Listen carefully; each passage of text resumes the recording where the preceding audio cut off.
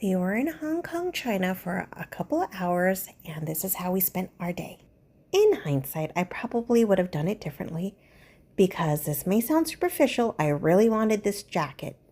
Adidas only made it this year and it's only available in Asia. I didn't know that there was a mall nearby, but it was too late, so we went on the excursion. Don't get me wrong, I did enjoy the excursion. It was very interesting, especially if you love history, because the temple that we went to right here is one of the oldest in Hong Kong. I was expecting to see huge temples like the ones you see on TV, but these are actually located in little villages. With that being said, let me explain how you get there. It's not in a big tour bus. They're in these small little minivans. They're tinier than the ones that you see in the States. So if you want to bring anything extra, I would not do that, except maybe bring a drink and a snack. This is about a 4.5-hour tour. We did spend some time at the Graham Street Market, which is one of the oldest markets in the area. They had a lot of things to choose from fresh fruits, vegetables, and dried seafood.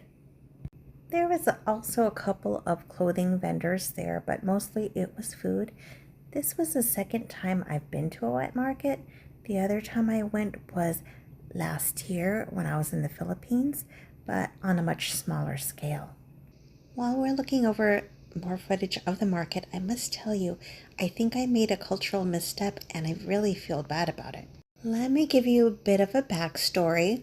The day before this trip, I did not sleep. On the plane, I couldn't sleep either. I usually spend my time watching movies I didn't get to watch or shows. So I didn't sleep then. And when we were in Taiwan for like about 2 days, we wanted to see everything. So we didn't get much sleep. So now I'm pretty exhausted because we had to leave early for this excursion because we weren't in China very long. So we got up about 4 in the morning to try and eat and everything. So by the time we make it back on the bus, it's about a 30-40 minute drive back to port. I am exhausted. I've been on other excursions where the tour guide will let you sleep and, we'll talk a little bit, but let you do your own thing. We were sitting in front of this little minivan when I started to doze off and she was still talking. Every now and then I would, try to participate, but I was very sleepy. I could tell she did not appreciate me sleeping because she said like 2 or 3 times, like, some people didn't get sleep, I see.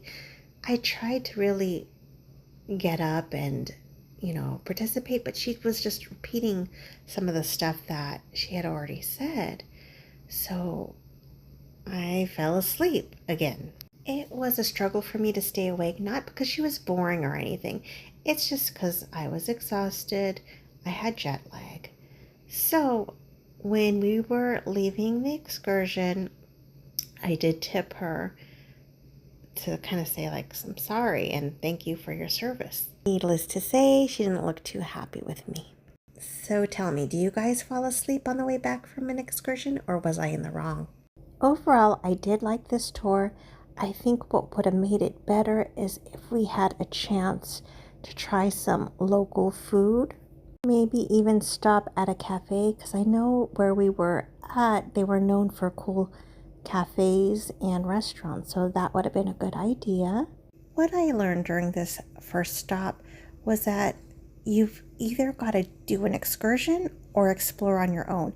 You can't do both, because even though this is a jam-packed itinerary, it was nice, but the time that we are in port is not very long, so you have to make a decision.